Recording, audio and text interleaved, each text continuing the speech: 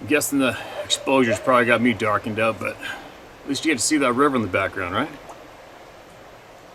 And this is a river where so many people have commented or emailed and said, you want to see a Sasquatch, have an experience, just go walk the Stamper Sumas River. And that's what's right behind me. And that mountain range back there in the horizon, that leads straight to Comox, Courtney. Comox Lake, where lots of shit's gone down. It's endless. Anyway, by the time you guys are reading this, I'm pounding away in the ocean. Actually in a 2-day fishing derby this weekend, coincidentally. Interesting if we managed to place. Now let's get some important voices heard. Get some knowledge shared. Listen to this.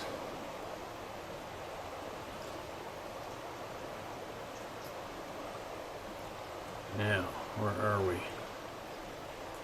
Weird. Florida. Florida Bigfoot's title this one. Hey Steve, this is Bill. I sent you an email which was very long, by the way, and 2 separate emails with some photos in them. I'm not positive if they got to you, as I don't email very often, but I really hope they found their way to you. Anyway, like I said, feel free to share any photos you would like, but I do have one request. After looking at the photos I sent you, I realized one of those photos of the tree peaker actually says the location on top of the screen. Alright, man. I don't think I've shared them. Alright? But I got this email. I will definitely go back and find them. Alright, man? Thank you for sending that. Voices.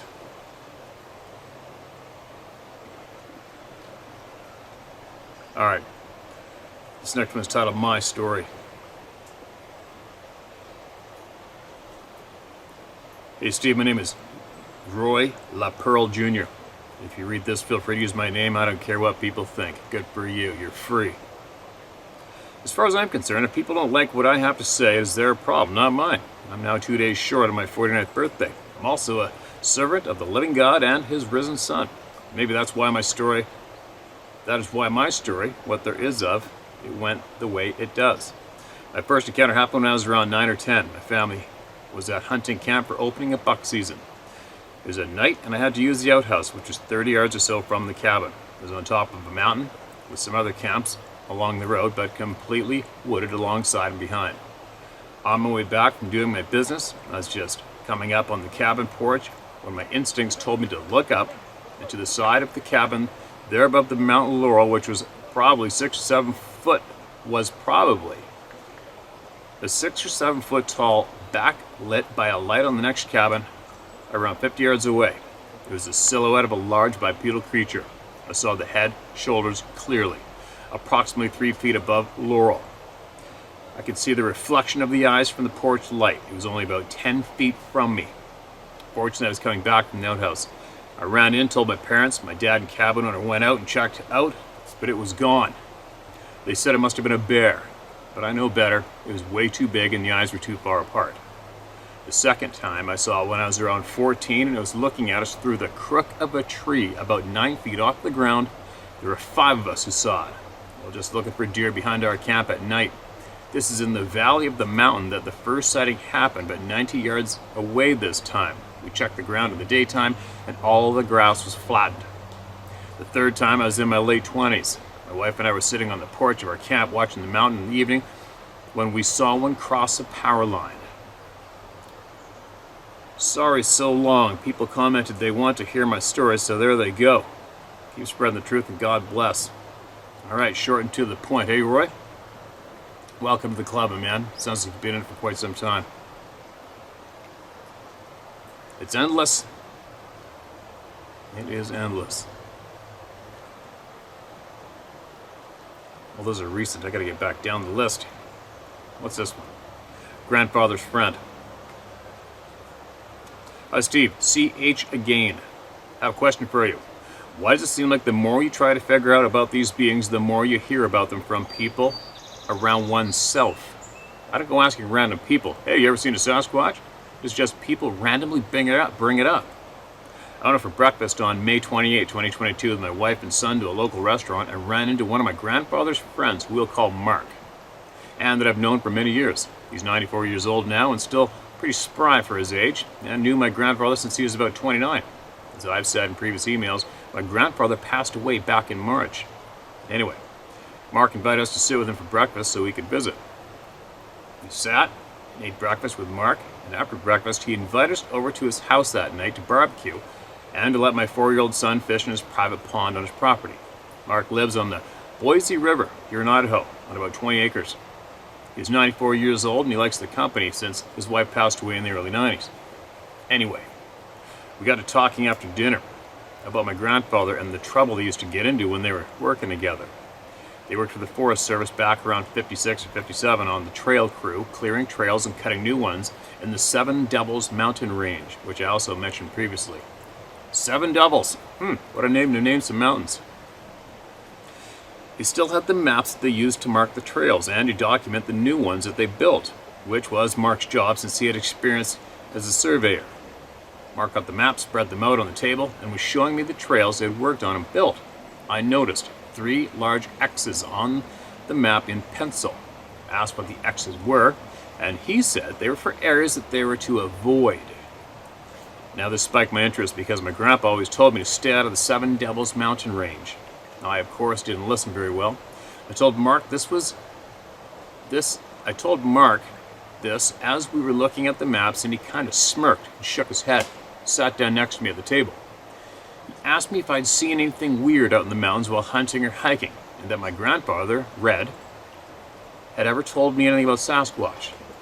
I told Mark that I'd seen one, and told him the story about me and my friend shooting the one that had killed my dog. He sat there shaking his head the whole time. Then noticed I was done telling him all this.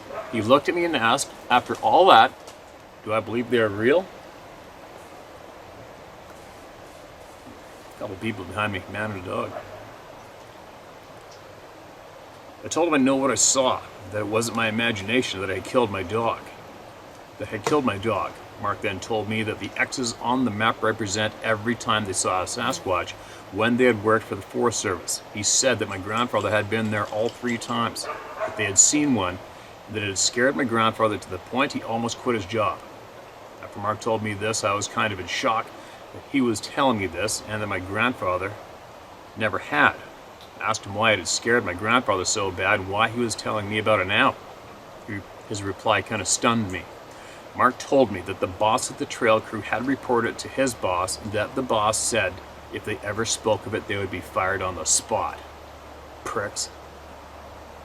Mark told me the reason he was telling me this now is because I'm always out in the forest, that now that my grandfather was gone, he was the only one still alive that had seen it. He said that he was positive it was the same one on all 3 occasions. He said it was about 9 feet tall, had reddish black hair, and that it had a grayish streak of hair on its left shoulder. He said the shoulder width was about 4 feet, that its arms hung down past its waist, and that it had brownish eyes that looked almost human. He said its hands were large and the fingers were void of hair, and that it never made a noise on the 3 times they saw it. He said it was definitely male. He asked how he was able to make out these details so clearly, and he said that they were only 30 feet from it in one of the 2 occasions.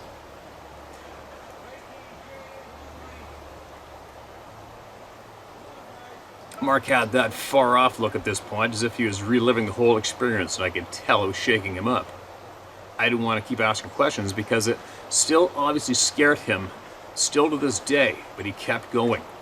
He said the Sasquatch never made any threatening moves or threw anything at them, but was almost curious about them. They would back out of there slowly and head back down to camp and pack up and go up a different trail that they were going to be working on.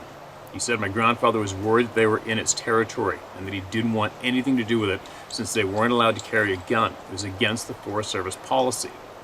Mark said that after that year, the Forest Service closed those trails and stopped maintaining them. He worked for the Forest Service until he retired in '98.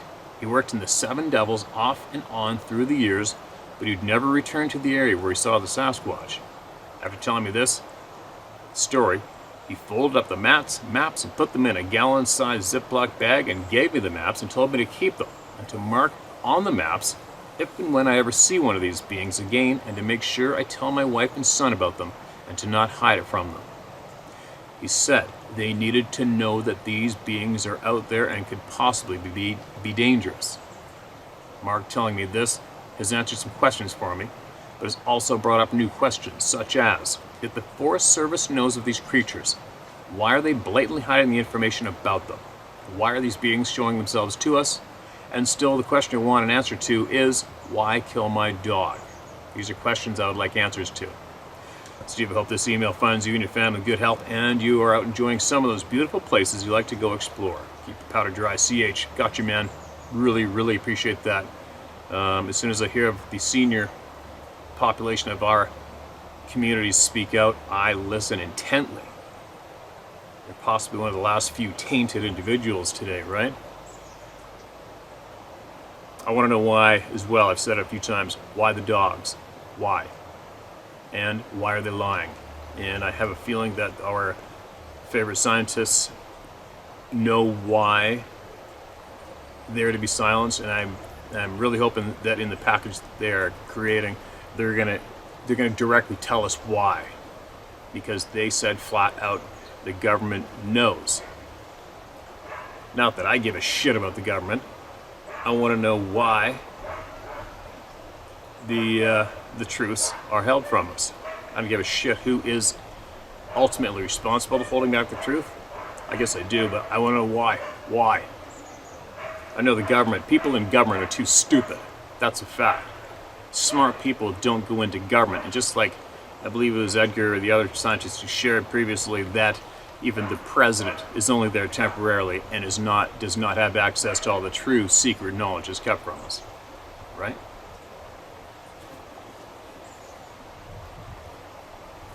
Handful of people around here. I can see an old guy fly fishing down there. Kind of fun to watch. Another old guy up there with his dog in the river. Somebody pulling their dog down the way.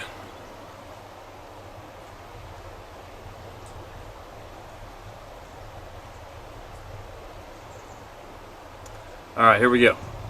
This is titled Life Outside This World, The Lie. Steve, you may be the first person with an eat shit attitude toward authority as big as mine I've ever seen. Mine is from seeing through the veil all my life.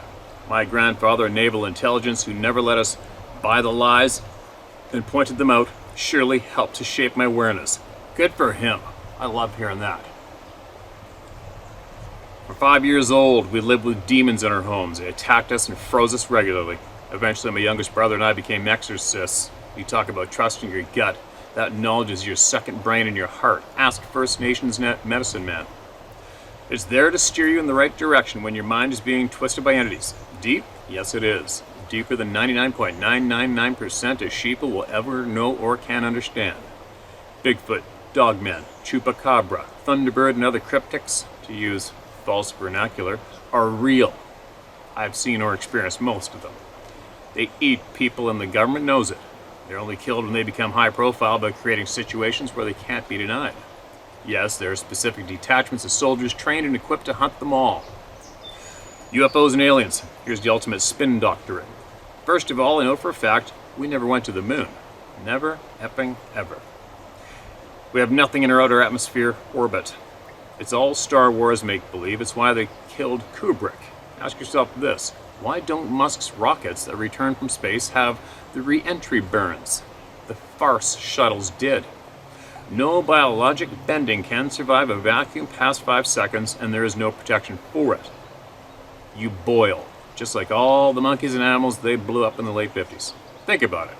Why not just vacuum chambers to practice for space? Why a zero-G plane and not giant swimming pools? Hello, McFlies. Hello, McFlies. Think, don't listen to their shit. You can see the bubbles from their leaky suits in their BS spacewalks. What does this mean? Aliens are terrestrial. They are just from inside the Earth. Why are they seen entering and exiting the oceans constantly? I wonder. Check out the mouth of the Amazon in South America. It's practically a runway for UFOs. I watched them abduct my brother many, many times. They carried him through the house wall and disappeared for hours. He has had things removed from his body all of his life. Has the scars to prove it. They're always sent to Stanford, allegedly, and no report has ever returned about them, despite the great efforts of some brave doctors who demanded to know what the hell the things they pulled from him were. They were told to leave it be and stop asking. One persistent doctor, another abductee, was told to shut the F up for his own good. The US had an anti-gravity craft in 1958. We have weaponry so far advanced, Darth Vader would be jealous. The moon videos were shot in a junkyard outside Flagstaff, Arizona. In the original footage, since doctored, there's a Camaro like yours and a 40 Ford in the dirt of two scenes. The inner craft generate clouds around themselves to hide in plain sight. I'm sending you a picture of an aircraft carrier, size 1, having its cover literally blown away in high wind, gust of about 70 knots. Pay attention to the sharp lines around it and the hull shape at the bottom. This is north of Vegas, 40 miles from super secret Creech Air Force Base, 100 miles from Area 51, Groom Lake, and a couple hundred or so from S4. The real deal top secret facility. We've seen many of these all over the area. Why did I send you this? Because I'm so sick and tired of people believing all the lies. The so-called authorities and phony experts dump on them like manure. I was thrown off YouTube in 2005. I've sent you warnings about your content because I know how quick you could end up with a Pentagon general in your face threatening your life. Bring it on. He's just a human being. I'm old and I've been where 99% of people will never go. I've died and come back, seen hell, battled demons from 6 years old, been pulled from my body by an angel, been attacked by demons in the flesh, and more crazy things movies are made of than you can imagine. I'm sick and tired of people buying the enormous shit show created to keep them in chains. I know, you know this in your gut. As well, nothing you hear from any government is true. It's all to control and fleece the masses. Nothing to see here, keep moving. I can tell you this for sure, Steve. Time is short, but then you have that knowing in your gut already telling you this, don't you? I know you do from what you say. Go out to your sanctuary, nature, sit down, feel the earth, breathe the air, open your mind to God, Steve. Ask to understand what it's all about. No peyote, no medicine men, no physicists, just you and the Creator of everything you live in. Be still and listen. You were chosen for what you're doing here, Steve. Find out why. I'll be praying for your encounter with the Creator. You will likely be answered in dreams and visions over time. I'll also be praying the entities of the enemy are barred from your mind. Those who don't recognize God and the spiritual world will never know the truth and perish eternally. Your watcher, Mark. P.S. I'll quote a Pentagon general. I don't want to be on Earth when people learn the truth. And there you go. Take from it what you will, people, leave it. I can relate to a lot of what was just said there. Appreciate what you just wrote and shared, my man. Appreciate it. If I could have an aggressive Pentagon general show up in my face, I would probably love that myself, as long as it was in private and there's only two of us. Take from what you will or leave it, people. And if you want to email us back with more detailed information of what you know, how you know it, I'm sure many people would be interested to hear from you again, all right? Now, moved to Alaska, drove the Alcan. Hi there, Steve. This is Ariel Mitchell again. I recently moved to Alaska and have had a couple of things happen since I last rode in. On my drive through Canada, which I gotta say, BC is absolutely gorgeous. It is really a shame to have such a beauty place run by such bad people. I agree. I would make stops every 8 to 12 hours, take a cat nap before jumping back on the road, and most of these stops had nothing out of the ordinary except for one stop, which was right before I crossed into the Yukon at Beaver Dam Creek stop, which I can tell you right now has a shitload of Sasquatch sightings there. We were the only vehicle there and it was starting to get dark. We noticed immediately that there were lots of large canine prints in the snow. We thought it might be wolves. Not positive on that though. So we kept our dog with us when we were outside, didn't spend too much time outdoors. We were traveling with an RV trailer. The feeling at this place is like we were trespassing and we were being watched. It had us very on edge. At one point I went to use the public bathroom. I had to force myself not to walk too fast or act scared. I thought back of everything said in your videos though and decided to do something. It might have been silly or not. I'm not sure it made any difference. But I said out loud before walking back to the RV, we're not here to bother you. We just need to rest and we will be gone. I tried to rest once back in the RV, but the feeling of unwelcome became too much for me though, and I got us back on the road. Before I left, I decided to tell my husband what I was feeling and ask if he felt anything or noticed anything. He said yes, and pointed out the exact spots I had also been wary of. I didn't point them out to him before asking. He said that when he went to the bathroom, he felt like something was watching and might try to take him or get him. We never saw anything though, no eyes or anything. My dog was on edge a bit as well and did let out a low growl at one point during her walk. That was it. We're not sure if there was wolves nearby or a Sabe or anything else, but it certainly didn't like us there, whatever it was.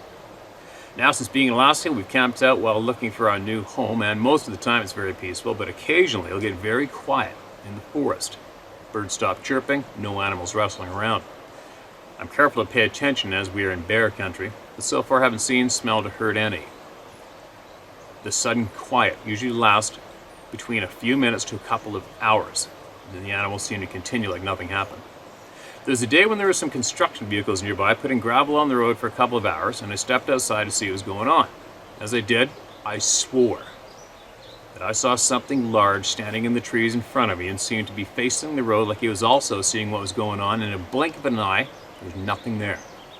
I stood there and blinked a couple times and tried to see if maybe it was a trick of the light, shadowing, or my poor eyesight was just getting worse, but I couldn't make sense of it besides feeling like he was maybe seeing things. That's what we all like to tell ourselves. I haven't had any visual like that thing that I haven't had any visual thing like that happen since, but I have had a couple of very vivid dreams. The first one was while the snow had still not melted and I had gone outside to do chores. When I looked up, there was a Sabe standing in the road watching me. I froze for a moment, slowly started to approach me. I then immediately turned around and briskly walked back to the RV while calling back behind me, "Sorry, I just can't today, I'm busy." I then immediately woke up. I guess I didn't want to seem impolite. The second dream was a couple weeks later after the snow had melted. I was sitting at the bench with my husband eating chocolate. When I turned my head, there was a Sabe head sticking through the tree looking at me. The Sabe had longer hair and seemed older than the first. I froze a moment with shaky hands, offered my chocolate, and then I woke up. After both these dreams, I've woken up feeling odd and unsure how to feel about it. Since the last dream, nothing's happened. I wonder if, like some have written in about, they are testing me, or if the activity is just slowly ramping up, or maybe I'm going bonkers. You mentioned a couple times in the past that government keeps this stuff from the people because of the belief that we couldn't handle it. And at first I disagreed that people wouldn't be able to handle knowing, but after listening more and more, thinking about it, I can understand how that would be true. For some like me, who have been learning slowly, it's easier to take the information in, while for others like yourself, when it's suddenly thrown in your face, most have a hard time taking it in and wind up with PTSD or extreme fear of going out again. With that being said, thank you, Steve, for what you do. We need you to help us learn about the things going on in our world and what beings are here around us without our knowledge. Without you on here, a lot of us would be going around getting scared shitless and feeling alone. Anyway, I'll write in anything if anything happens again. We'll be moving into the Chugach Forest. Not sure if there's been any activity reported out there. Stay safe out there, everyone, and don't forget to live and let yourself enjoy life. Absolutely appreciate your email. Really appreciate it. The Chugach, I hiked up into the Chugach Mountains solo by myself 3 times. One time I left a handful of trail cameras on a slope way off anywhere anybody would ever be walking. I found a bunch of doll sheep fur rubbed off on these rocks underneath this big spruce tree, and I strategically strapped some cameras on that tree trunk to get trail camera videos of the rams, the sheep, and then I went back a year later and every single camera was gone. Like, what? That just did not make sense, but it is what it is. That's all I got for that zone. I didn't feel uneasy there at all, except when I bumped into a grizzly bear once. But anyway. I suppose I should probably be getting going on, unless I get a short one here. I just went to the dump, took a truckload of stuff there, and I'm supposed to come home, pack, and leave. Sarah's probably wondering where the hell I am. Wow, this is a real long one. I'll have to read this one later. The title's Bigfoot Grabbed Me When I Was 11. Holy shizzle. I'll mark that one as number 1, so that next time I crack it open, it's in my face. How long's this one? Here's another real long one. This is titled Several Up Close Encounters and Close Calls. I'll have to mark that as number 2 for next time I come out. Here's a short one. I'll close on this short one right here. There's no title. Don't know what it says.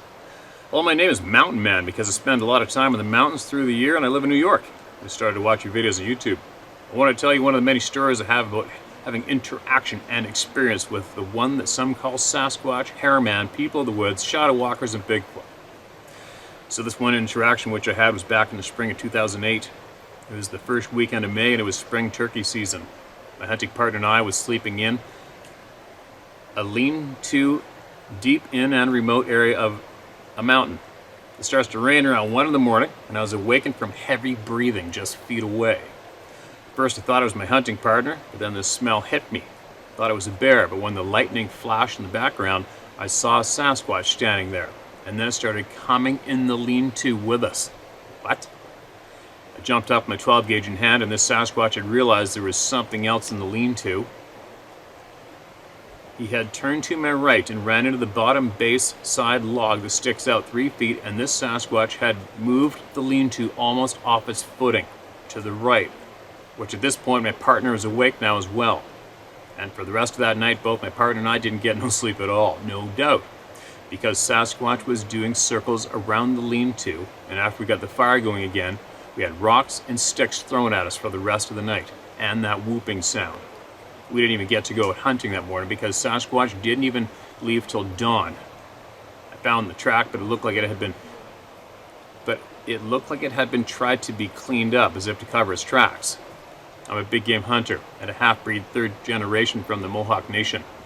I grew up in the mountains all my life, and I know every animal that's living in the mountains, and I know what I seen that night. And I still get that same feeling as to what I had that night.